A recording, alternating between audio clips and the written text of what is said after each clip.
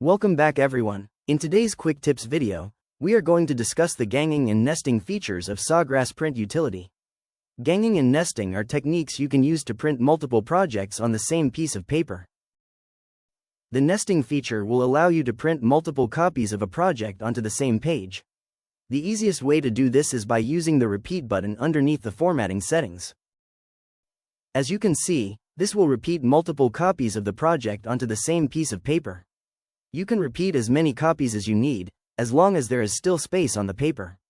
When using the nesting technique, pay close attention to how much space you have on your paper.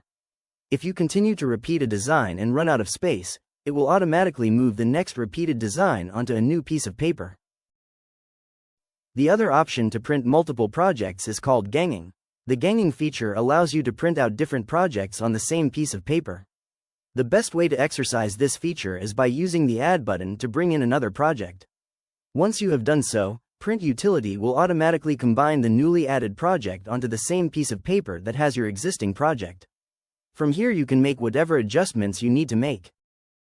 Please keep in mind that print settings are applied to an entire page, not individual designs. That means you can only combine projects that are similar. For example, combining multiple different ceramic projects works great.